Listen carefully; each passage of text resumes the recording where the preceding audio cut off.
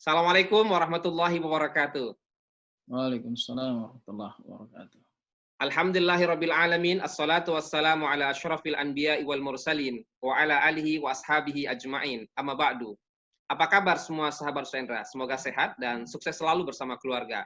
Ketemu kembali bersama Sendra di acara ngobrol bareng tokoh ekonomi syariah. Biasanya kita ngobrol dengan ilmuwan muslim, ada dengan traveling muslim dan banyak lagi. Kali ini kita ngobrol dengan tokoh ekonomi syariah. Acara ngobrol bareng tokoh ekonomi syariah ini bertujuan untuk menginspirasi sahabat-sahabat sekalian untuk semangat belajar ekonomi syariah. Tidak hanya semangat belajar ekonomi syariah, tapi juga semangat menerapkan ekonomi syariah dalam kehidupan sehari-hari. Tentu tujuan akhirnya adalah yaitu kemenangan, tidak hanya kemenangan di dunia, tapi juga kemenangan di akhirat. Itulah panggilan azan setiap hari. Hayya 'alal falah, ayo menuju kemenangan. Dunia ini harus kita menangkan, tapi akhirat harus kita persiapkan. Setuju? Nah, sahabat Senda sekalian, dimanapun sahabat berada, kali ini kita akan ketemu, kita akan ngobrol dengan guru dan tokoh ekonomi syariah kita, yaitu Ustadz Dr. Lili Yuliadi Arnakim, BIRK, BHSC, dan MHSC. Wah, ini luar biasa ini beliau ini. Beliau lahir di Subang 6 Maret 1974. Beliau merupakan senior lecturer di Binus University, merupakan visiting professor di Universitas Malaya Malaysia 2016-2019. Wow, beliau ini merupakan dosen di luar negeri ya, jadi luar biasa. Beliau juga merupakan pengurus pusat Dewan Masjid Indonesia dan pengurus Ikatan Khatib Indonesia, Dewan Masjid Indonesia. Waduh, luar biasa. Nah, beliau ini merupakan CEO, luar biasa, CEO muda, Kausar Pacific Group. Nah, nggak kalah pentingnya, beliau ini merupakan dosen, peneliti, penulis ekonomi politik internasional. Nah, biasanya kita cuma bicara tentang ahli fikih, ya, kemudian ahli pasar modal, ya, nah ahli perbankan. Nah, kali ini kita bicara dengan sosok tokoh ekonomi syariah, ahli ekonomi politik internasional dan pembangunan ekonomi Islam. Wah, satu hal yang unik dan menarik untuk kita kaji. Nah, nggak kalah pentingnya, beliau ini merupakan seorang santri loh. Jadi meskipun beliau ini ahli politik, ekonomi Islam, tapi seorang santri, alumni Pondok Pesantren Wali Songo Ngabar Ponorogo Jawa Timur ke-27 tahun 1993. Wah, kakak kelas Sendra dong, Sendra alumni ke-29 tahun 1995. Nah, akan semakin heboh, akan ada banyak inspirasi. Nah, kita akan sapa ya tokoh kita yang jauh di Zoom sana. Saya akan panggil Bang Ustadz Dr. Lili Yuliadi. Assalamualaikum Bang Ustadz Dr. Lili Yuliadi, apa kabar? Kaip hal? Waalaikumsalam warahmatullahi wabarakatuh. Alhamdulillah, bi khair insyaallah. Alhamdulillah, aduh kangen lama nggak jumpa ya, hanya jumpa kadang-kadang melalui media sosial dan hanya membaca tulisan dari jauh. Nah, alhamdulillah kali ini Allah izinkan kita bertemu dan mudah-mudahan bisa menginspirasi dan berbagi ilmu untuk banyak orang di melalui media ini. Nah, Amin. Bang Ustadz Dr. Lili Yuliadi, masyarakat bertanya nih sama Bang Ustadz, apa kegiatan ekonomi syariah yang sedang ditekuni atau dilakukan oleh Abang sekarang ini kira-kira? Well, ini yang harus kita pahami dulu ya, ekonomi syariah itu apa. Ini kadang-kadang ada reduksi dari pemahaman masyarakat itu. Ekonomi syariah itu kadang-kadang hanya direduksikan kepada bank syariah, kepada financial instrumentnya. Padahal ekonomi syariah itu adalah semua tata cara muamalah baik perbankan maupun real market, khususnya adalah dalam proses produksi, konsumsi, dan distribusi, itu yang mencakup dan ekonomi syariah. Jadi kalau ditanya apa yang saya tekuni, ya sebagai muslim saya tekuni semua tata kehidupan, gitu, baik dari segi consumption itu kan ekonomi syariahnya, baik dari segi distributions ataupun dari segi wealth creations ataupun mencari nafkah juga cara ekonomi Islam sebetulnya begitu. Jadi ya memang seperti tadi dijelaskan sama Ustadz Hendra ya, saya memang sekarang ini kalau dilihat dari segi wealth creation-nya terlibat juga dalam perusahaan saya sendiri, khususnya PT Kausar Pacific, yang coba kita juga untuk membantu mengembangkan pemahaman terhadap ekonomi syariah, ya, ataupun mungkin saya lebih kepada Islamic Financial Planning, perancangan keuangan Islam gitu. Yang kebetulan saya sudah menekuni dari 2003 dan saya yang membuat modul untuk Islamic Financial Planning Certification di Kuala Lumpur, kemudian juga di Singapura. dan dulu pernah menjadi penasehat atau registered financial consultants yang pusatnya di US, ya, dan ada cabang di Jakarta. Jadi lebih kepada comprehensive economic way of life sebetulnya yang coba kita terapkan dan didik kepada masyarakat Muslim untuk menata kehidupannya, membuat setting goal kehidupannya secara Islami, baik dari segi wealth accumulations, wealth distributions, consumption, sampai kepada masalah wealth managementnya. Itu saya kira. Wah, luar biasa ya. Jadi kafah artinya tidak hanya setengah-setengah kira-kira, tidak hanya produknya saja syariah, tapi kemudian gaya hidupnya tidak syariah. Artinya produknya harus dipastikan syariah, kemudian institusinya syariah, gaya hidupnya juga harus syariah. Artinya satu kesatuan yang tidak bisa dipisahkan. Wah, luar biasa. Seorang ustadz, dosen, dan kemudian seorang peneliti, penasehat luar biasa yang berkaitan dengan ekonomi syariah. Luar biasa, Bang Ustadz. Nah, Bang Ustadz, masyarakat juga bertanya nih, kapan mulai tertarik belajar dan berbagi ilmu ekonomi syariah? Bahkan Bang Ustadz sampai menjadi penasehat di Amerika Serikat. Jadi ini satu hal yang unik bagi saya kira-kira. Kapan kira-kira Bang Ustadz belajar? Waktu saya selesai S2, saya menjadi manager of IUM Endowment Fund, yaitu sebuah Al-Qaful Jamiah University Islam Antarabangsa di Kuala Lumpur. Dan disitulah saya mulai memanage fund dari International Islamic University itu dalam bentuk cash wakaf, dalam bentuk scholarship untuk mahasiswa. Khususnya pada waktu itu, rektornya Abdul Hamid Sulaiman meninggalkan uang untuk diwakafkan, dan dia meminta syarat bahwa uang wakaf ini dikhususkan untuk mualad. Mualad itu orang yang dilahirkan di Arab. Karena pada waktu itu tidak ada lagi sponsorship untuk orang-orang yang lahir di Arab tapi bukan Arab. Jadi orang-orang Asia Tenggara, orang Afrika, tapi dilahirkan di Arab. Itu namanya muwallad. Nah, orang-orang ini biasanya tidak mendapat kesempatan untuk belajar di Saudi. Nah, oleh karena itu, mantan rektor itu memberikan wakaf cash. Ya, kurang lebih 2003 lah ya, 2000, ya itulah waktu saya, 2001 sebetulnya. 2001 itu sudah mulai.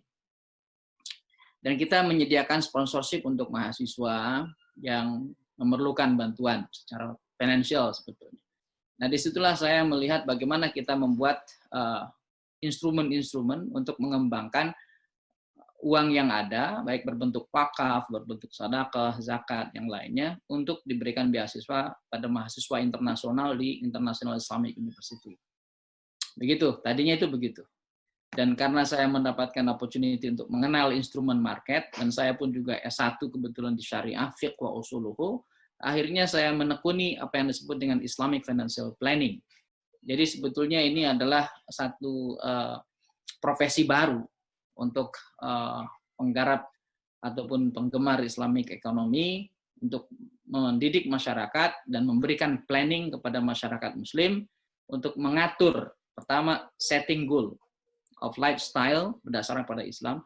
Kedua, memberikan panduan kepada masyarakat bagaimana kita mendapatkan income secara syariah, itu yang halal.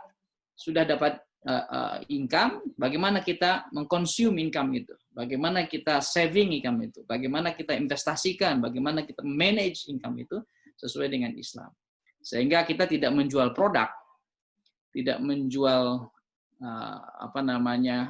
produk-produk Islamic banking ataupun real market, tidak.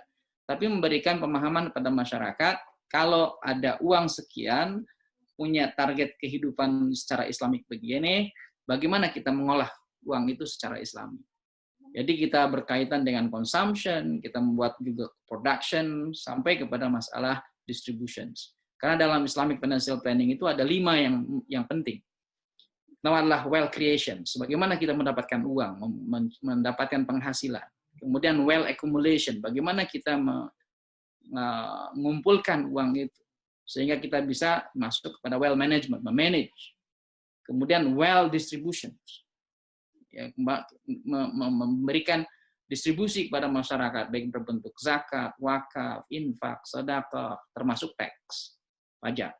Dan yang terakhir, apa yang disebut dengan wealth purifications, ataupun pembersihan harta. Itu salah satu planningnya. Yang bisa juga nantinya dikaitkan dengan real estate. Pembagian juga setelah meninggal, ilmu faraid. Jadi mulai kita dilahirkan, setting goal kehidupan, memanage keuangan, sampai distribusi, dan akhirnya meninggalkan warisan. How do we basically contribute to that particular path of life, gitu ya. Itu saya kira ya. Jadi akhirnya saya banyak juga mengkritik produk-produk banking, karena kita memahami produk banking itu begitu, yang kelihatannya kurang Islamik, begitu kan. Karena memang kita harus akui sekarang ini adalah dalam transisi dari konvensional kepada syariah compliant. Nah, syariah compliant itu belum real syariah, baru coba untuk menambahkan ya nilai-nilai instrumen-instrumen syariah dalam konteks konvensional ekonomi. Nah, kita mau masuk kepada yang disebut dengan syariah based. Syariah based. Jadi bagaimana tindak laku, produksi, konsumsi kita itu berdasarkan pada Islam. Bukan hanya menggunakan konvensional instrumen, tetapi dengan nilai-nilai Islam, ataupun dengan instrumen-instrumen yang sudah compliantkan dengan syariah. Tapi mau kita mencari betul-betul syariah-based product. Wah, luar biasa Bang Ustadz ya. Artinya Bang Ustadz berawal dari mengelola dana wakaf di tahun 2001, 2003, 2011, 2001, 2003 itu ya. Padahal Indonesia itu baru punya fatwa wakaf uang itu tahun 2002, Ustadz. Ya. Lalu kemudian baru punya undang-undang yang boleh wakaf di Indonesia itu tahun 2004. Ya, dan PP-nya 2006. Itu artinya Ustadz lebih cepat belajar tentang wakaf dibandingkan kami di Indonesia. Waduh, luar biasa ya. Lalu kemudian ini juga menarik bagi saya dengan konsep 5 yang baik ini adalah dari mendapatkannya. Dan itu sesuai banget dengan hadis Rasulullah bahwa tentang harta ini akan ditanya 2. Min aina iktasaba wa fima anfaqa. Jadi luar biasa, dari mana kamu peroleh, sampai kemudian yang terakhir pembersihan. Wah, ini luar biasa konsep kehidupan Muslim, bagaimana cara mengatur uang. Selama ini mungkin kita fokus bagaimana cara mendapatkannya dan bagaimana konsumsinya tanpa kemudian mengetahui hal-hal yang lain. Wah, ini luar biasa, inspiratif banget, Bang Ustadz Dokter. Bang Ustadz Dokter, ada nggak nih kiat atau kunci sukses belajar ilmu ekonomi syariah ini? Bang Ustadz Dokter kan lama ini di Malaysia ya, belajar ekonomi syariah, belajar ekonomi politik internasional berbagai macamnya. Kira-kira ada nggak nih Bang Ustadz Dokter? Of course, yang kita sekarang ini kan di masalah krisis ya. Kita baik krisis dari segi kepemimpinan, ekonomi ya, semua itu karena kan pendidikan kita. Jadi kiatnya adalah dari pendidikan. Saya selalu kemana-mana, di mana saya ditugaskan, saya mengenalkan apa yang disebut dengan integrated knowledge. Jadi kebanyakan sekarang ini orang yang paham syariah saja, tapi tidak paham sosiologi, politik, ekonomi. Yang paham ekonomi, yang paham politik, yang paham sosiologi, tidak paham syariah. So, diawali dengan pemahaman syariah terlebih dahulu. Paham syariah, saya dikatakan sebagai ada ilmu 5 yang harus kita pahami. Kita sebagai manusia itu harus memahami the 5 knowledge. Knowledge pertama itu tentang ketuhanan. Kita harus paham betul-betul siapa Tuhan kita.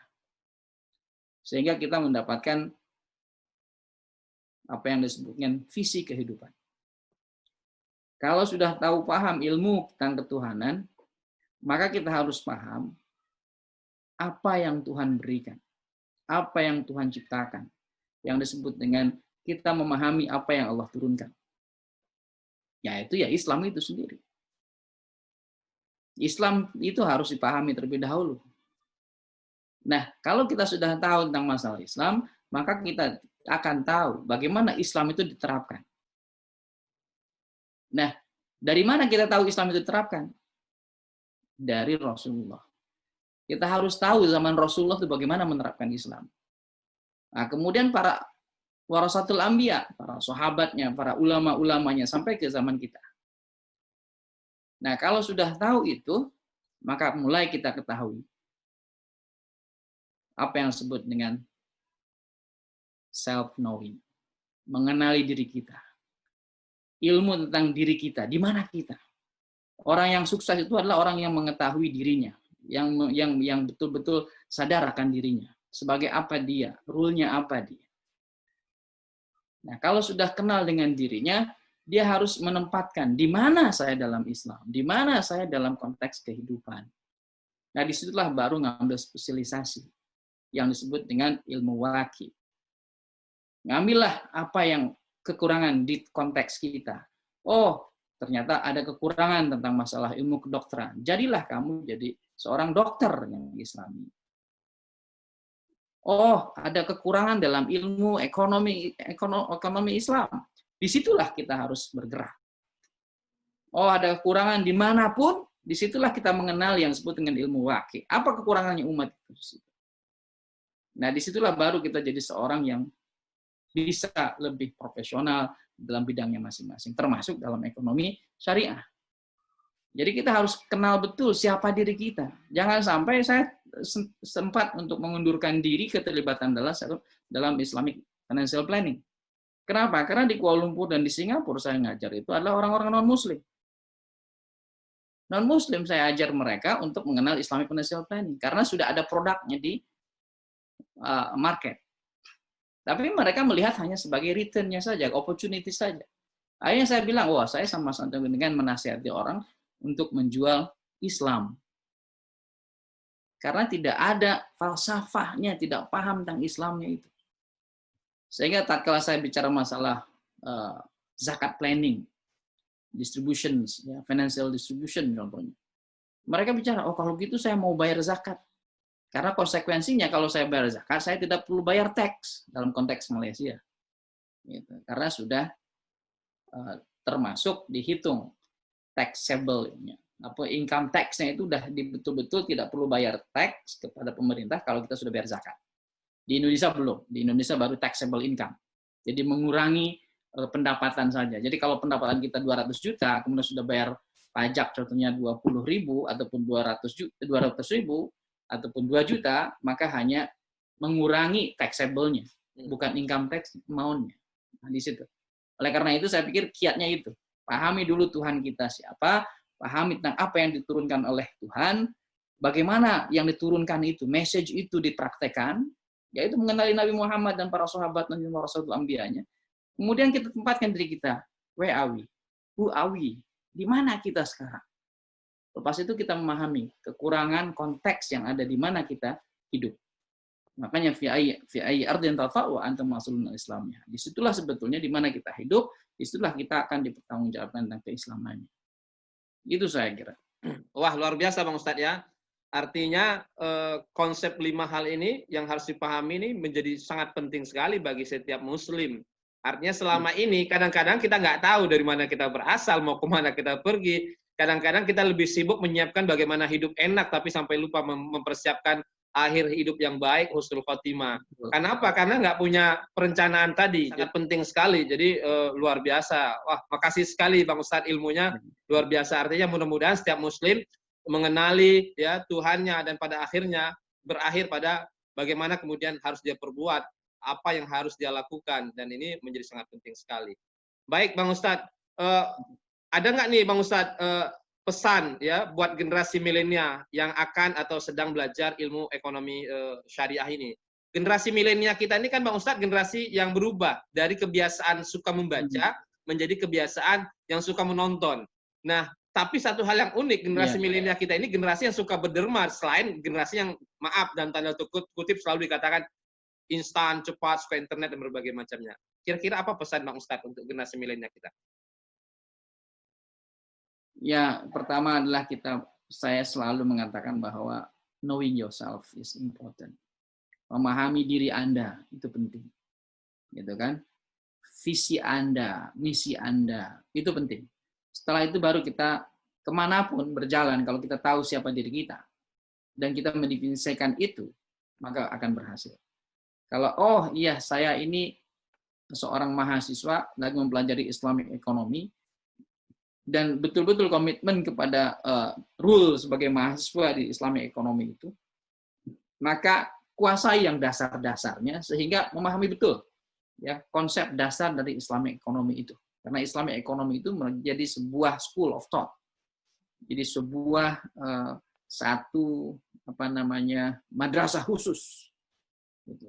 Bukan masalah Islamic banking saja, tapi juga harus memahami tentang masalah market, demand and supply, dan yang lainnya. Jadi pesan saya satu saja, dimanapun, kapanpun, knowing yourself.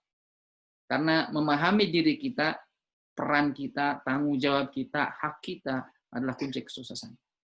Banyak orang yang tidak tahu dengan dirinya, yang disebut dengan self-denial. Akhirnya inilah puncak kepada kegagalan. Sudah tahu income-nya itu cuma 5 juta, tapi expenses-nya 10 juta. Itu artinya tidak tahu diri. Iya, betul. Belum waktunya untuk menggunakan, contohnya, mobil, tapi sudah menggunakan mobil. Belum waktunya dia menggunakan private car ataupun vehicle, tapi dia sudah menggunakan itu. Dan zaman sekarang adalah zaman self-denial. Bahayanya itu gitu. Akhirnya kita selalu tertipu. Kenapa? Karena ada instrumen-instrumen yang bisa memotivasi kita untuk itu. Gitu. Jadi pesan saya, knowing yourself. Tatkala kita sudah paham diri kita, kemanapun kita pergi, apapun peran yang kita lakukan, kita akan berhasil. Wah, luar biasa Bang Ustadz ya. Artinya selama ini kekurangan kita adalah kadang-kadang tidak jarang kita tidak memahami diri kita. Ya, jadi betul. Ketika kita tidak memahami diri kita, maka impossible, tidak artinya mustahil ya kemudian kita bisa sukses ketika kita tidak memahami siapa diri kita. Jadi ini luar biasa. Makasih Bang Ustadz, ini pesan untuk kita semua dari tokoh ekonomi syariah kita hari ini, dari guru ekonomi syariah kita hari ini. Wah, luar biasa.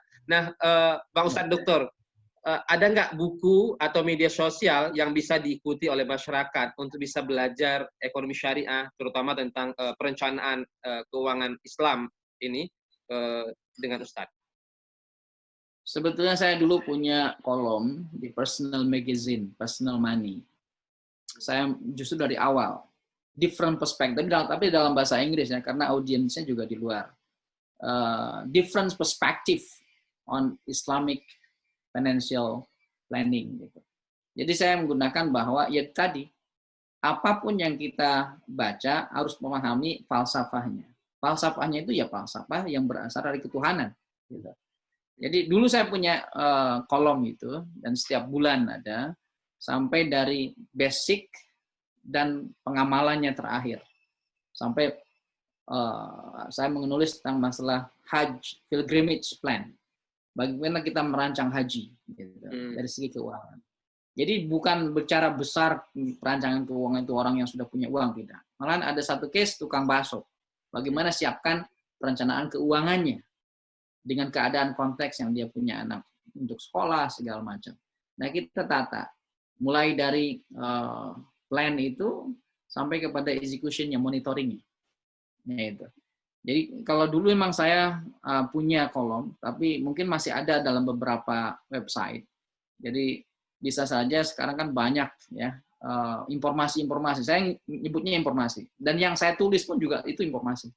Karena ya apa yang kita baca di belakang Ustadz itu buku-buku, itu bukan ilmu, Ustadz. Itu adalah data dan informasi. Kalau kita melihat itu adalah ilmu, salah. Makanya kita tidak pernah dapat ilmu. Nah, itu informasi semua itu. Jadi data-data dalam internet, dalam apapun itu adalah cuma data dan informasi. Ilmunya di mana? Ilmunya itu di sini tatkala sudah menggunakan framework kita, tatkala sudah menggunakan falsafah yang kita ada. Kalau tidak dibarengin dengan cara pandang kita, itu hanya informasi saja. Makanya tidak ada implikasi kepada kesadaran diri, tidak ada implikasi kepada amalan pekerjaan. Kalau ilmu itu kan apa yang kita tahu, knowledge, dan juga implementations. Nah, banyak sekarang ini yang punya informasi, tapi kurang ilmunya. Gitu. Informasinya bisa sekarang, dengan fingertip saja bisa. Mau apa saja sekarang ada dalam internet. Tapi itu informasi, itu data, yang perlu didigest oleh cara pikir kita. Nah, itulah pentingnya guru. Guru itulah yang memberikan kita panduan bagaimana kita melihat sesuatu dengan cara pandang. Nah, makanya selalu saya mengajarkan kepada mahasiswa saya yang disebut dengan tasawur al-islami. Bagaimana cara berpikir secara Islam dengan perspektif dan worldview Islam. Sehingga kita melihat sesuatu kejadian itu dilihat dari perspektif Islam. Nah, gitu. Ya, Islamic economy contohnya. Jadi kita menggunakan framework Islamic worldview, jangan menggunakan framework pasar, jangan menggunakan framework consumer yang konvensional. Gitu. Tapi gunakan framework dari seorang Muslim yang percaya dengan Tuhannya. Ya itu. Jadi memang kalau emang mau, ya bisa secara personal, saya menyediakan beberapa tulisan saya yang lama, kita share, atau bisa juga di Google on Islamic Financial Planning, banyak juga sebetulnya, khususnya dalam personal money. Itu saya punya kolom tahun 2004, ya, 2005. Kemudian pas pada pelaksanaan dan implementasinya, saya agak mundur sedikit, karena melihat ada tanggung jawab yang lebih besar, yaitu bukan memasarkan produk Islam, tetapi mendidik umat Islam. Jadi sekarang ini pasar sudah banyak, produk sudah banyak, tapi masyarakatnya, aktornya belum Islam. Secara pandangnya, secara pemikirannya. Sehingga tidak kurang sekarang produk-produk yang di Islamic banking itu hanya jualan Islamic produk, tidak bedanya dengan jualan yang lain. Dan kadang-kadang dijadikan Islam itu sebagai alat jual. Bukan kesadaran dari framework seorang Muslim yang mempunyai cara pandang Islam. Saya sempat berhenti itu buat training, karena ya itu, targetnya banyak non-Muslim justru, yang hanya melihat keuntungannya saja. Nah sekarang di DMI saya punya rencana untuk ada Islamic Financial Planner di setiap masjid. Jadi dia yang bertanggung jawab untuk membuat perancangan jamaahnya. Sehingga dia tidak jual produk, dia pun memberikan nasihat. Saya mau investasi di mana? Saya mau buat zakat di mana? Nah itulah rule masjid itu penting, akhirnya menjadi center for the jamaah untuk bisa. Nah, kita punya rencana itu bergerak bagaimana masjid itu tidak membuka 212 mat, tetapi justru masjid itu menjadi resource supplier kepada outlet. Gitu. Wah, luar biasa, Bang Ustaz. Bahkan Rasulullah ketika hijrah dari Mekah ke Yasrib ke Madinah yang sekarang, yang pertama sekali dibangun adalah masjid dan yang kedua adalah pasar. Itu menunjukkan bahwa penting sekali kaitan antara masjid dan ekonomi umat ini. Jadi wah luar biasa Ustaz, konsepnya luar biasa. Bahkan ayat yang pertama kali turun juga wailul mutaffifin. Jadi celakalah bagi orang yang curang. Itu menunjukkan bahwa betapa pentingnya kaitan antara masjid dan ekonomi dan pasar ini. Nah, jadi luar biasa. Mudah-mudahan nanti masjidnya kuat, ekonominya kuat, umatnya juga insya Allah akan kuat, dan insya Allah ini menjadi umat yang luar biasa hebatnya. Wah, makasih. Nah, Bang Ustadz juga rajin nulis. Saya dengar ada berapa buku mungkin boleh dilihatkan yang pernah Bang Ustadz dokter tulis kali? Ada ya? Ada sih ya. Tapi ya dalam akademik ya. Ini kan apa yang saya lakukan itu banyak sebenarnya ya sebagai orang yang bertanggung jawab kepada umatnya. Islamic Financial Planning itu sebagai hobi saya sebagai Muslim, memberikan ilmu dan dakwah kita bagaimana cara hidup secara Islam. Gitu. Kalau secara akademik saya mengajar Islamic International Political Economy, ya, sehingga tulisan saya diantaranya adalah ini. Oh, apa ini Ustaz? Islam International Relations. Oh. Ya. Ini masih bisa didapatkan nggak Ustaz, Bang Ustaz? Kalau mau beli masyarakat di mana? Ada di Amazon ada. Ini kan di London diterbitkannya ya. Oh, diterbitkannya di London ya. Jadi masih bisa ya. Cara belinya berarti ke di Amazon.com ya? Amazon. Kemudian juga ada yang Malaysian publication. Saya lihat juga belajar tentang masalah ASEAN regionalism, bagaimana pembangunan. Dan sekarang saya lagi riset tentang masalah pembangunan. Ya. Jadi pembangunan dari perspektif Islam itu gimana? Karena banyak sekali yang salah paham tentang masalah pembangunan. Kita membangun material saja, tapi spiritualnya nggak pernah dibangun. Tapi intelektualnya nggak pernah dibangun. Indonesia membangun tol-tol saja, intelektualnya tidak dibangun. Spiritualnya ditinggalkan justru. Nah, kita manusia itu terdiri dari 4 elemen: physical, emotional, intellectual, dan spiritual. Empat-empatnya harus dibangun. Gitu. Bukan menumpuk infrastruktur yang tidak sesuai dengan kebutuhannya. Tetapi justru kita membangun apa yang diperlukan oleh manusia itu. Physicalnya of course kita perlu makan, ya pangan, semuanya perlu itu. Sandang, ya, infrastruktur perlu. Tapi juga harus sesuaikan dengan keperluan yang lain. Kemudian intelektualnya dari segi pendidikannya, pendidikan yang betul-betul integrated, bukan sekuler. Kemudian yang ketiga adalah spiritual. Spiritual itu yang penting. Dan yang keempatnya adalah emotional. So spiritual, intellectual, emotional, dan physical elemennya harus dipenuhi kebutuhan manusianya. Baru itu namanya membangun. Kalau hanya material development itu bukan membangun, tetapi apa yang saya sebut dengan not development, but it is a devil of man. Setan manusia. Ya itu devil. Satanik jadi. Yeah. Waduh, luar biasa. Banyak sekali ilmunya. Nah, kalau media sosial, Bang Ustadz, apa kira-kira yang bisa diikuti oleh masyarakat nih? Facebook, Bang Ustadz, apa namanya nih kalau boleh tahu masyarakat? Kalau Facebook saya tidak terlalu. Dulu pernah saya di Facebook, tapi akhirnya tidak. Karena pertama suka banyak melalaikan juga, malah lebih dalam ini. Saya coba untuk mengurangi, malahan kadang-kadang ya sebulan sekali pun tidak buka Facebook. Karena mungkin juga saya bukan bukan masuk kepada millennial generation sekarang, kepada konvensional. Tapi ya sebetulnya ada di mana-mana kan, jadi bisa saja. Tapi kalau emang perlu ya bisa komunikasi dengan saya melalui email gitu kan, melalui Facebook juga ada, tapi Facebook kadang-kadang tidak memuat aturan hal-hal yang berkaitan dengan kalau email boleh disebutkan, Bang Ustadz Dokter, email, kalau masyarakat mau email ke Bang Ustadz Dokter, emailnya? Ya, email bisalah menggunakan yulyadi@yahoo.com. Nah, sahabat-sahabat boleh kalau umpama butuh, ingin berkomunikasi dengan Bang Ustadz Dokter, umpama misalnya berkaitan tentang ekonomi syariah, berkaitan tentang perencanaan keuangan Islam, nah bisa langsung ya berhubungan di email tadi.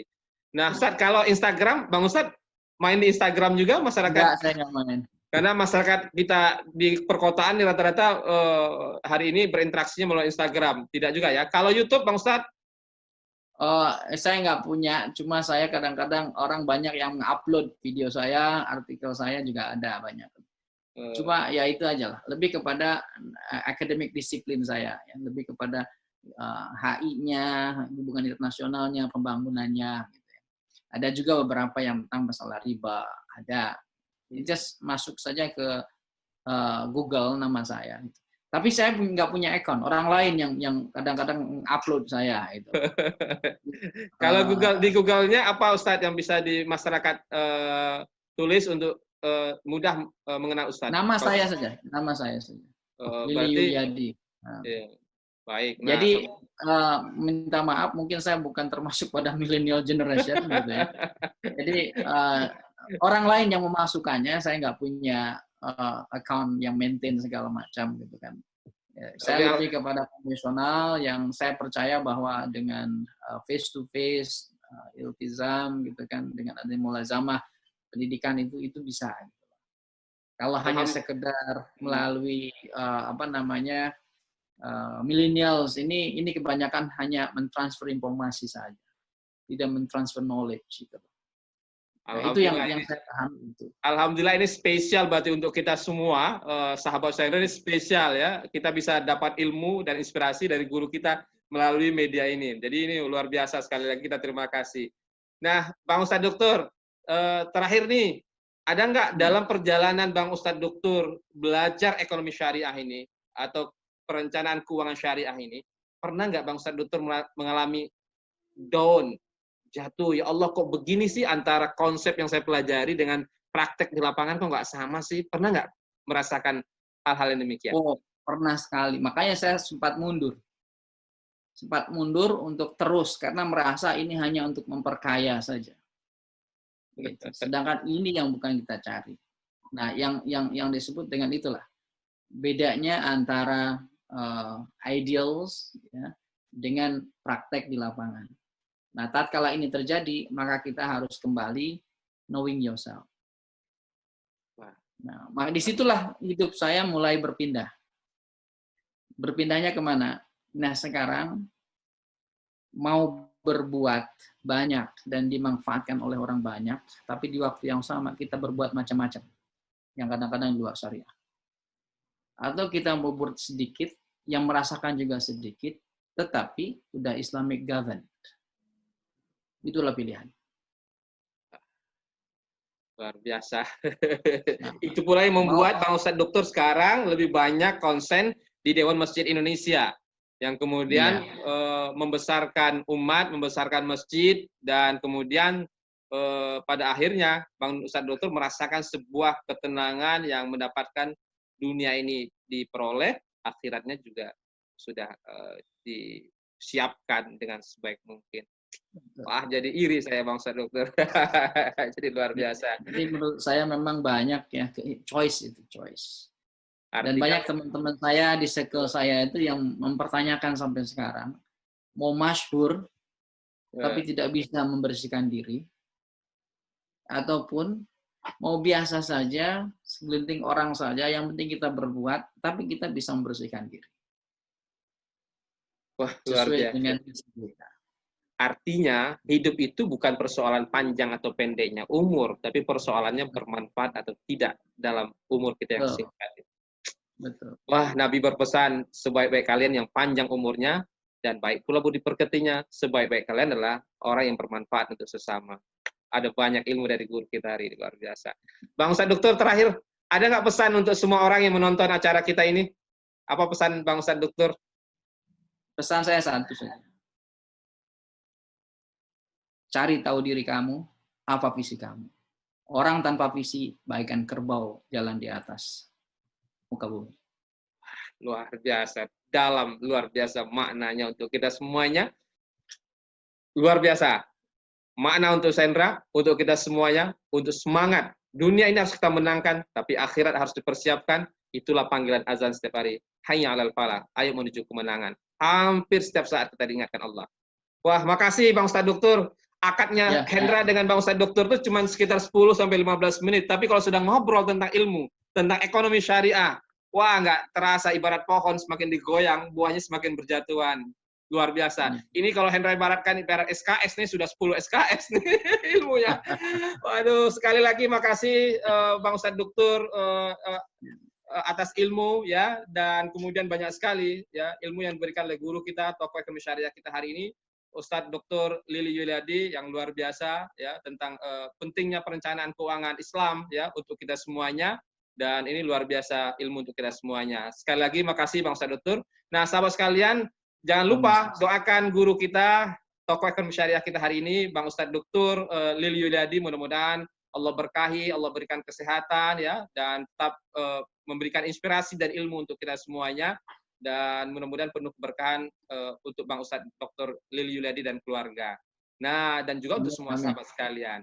Nah, baik sahabat Sendra sekalian, dimanapun sahabat berada, itulah ngobrol Ustadz Hendra dengan tokoh ekonomi syariah kita, guru ekonomi syariah kita hari ini, Ustadz Dr. Lili Yuliadi, seorang pakar ya ekonomi, politik, dan termasuk nggak kalah pentingnya beliau merupakan salah seorang perencana keuangan keluarga Islam, tidak hanya di Indonesia, tapi di internasional, Malaysia, Singapura, bahkan menjadi penasehat ekonomi di banyak tempat. Nah, makasih. Insya Allah kita akan ketemu kembali dengan tokoh ekonomi syariah kita yang lainnya. Tonton terus, Ustaz Hendra yang bikin video, tokoh kita yang berbicara, sahabat yang membagikannya. Insya Allah kita akan dapat jariah bersama. Sekali lagi, syukran, kasiran, terima kasih Bang Ustadz Dr. Lili. Mudah-mudahan bermanfaat. Salam hangat dari Ustadz Hendra dan Bang Ustadz Dr. Lili Yuliadi. Salam ekonomi syariah, ayo belajar ekonomi syariah, ayo menerapkan ekonomi syariah, ayo berdakwah, dan ayo apa lagi Bang Ustadz? Terus berjihad. Terus berjihad dan berjuang. Terus berjihad dan berjuang. Nah, luar biasa. Semangat terus. Salam hangat dari kami semuanya. Salam juga untuk Ngabarian dimanapun berada. Ya, salam Ngabarian dari kami berdua. Sehat dan sukses selalu. Assalamualaikum warahmatullahi wabarakatuh. Syukran, Bang Ustadz.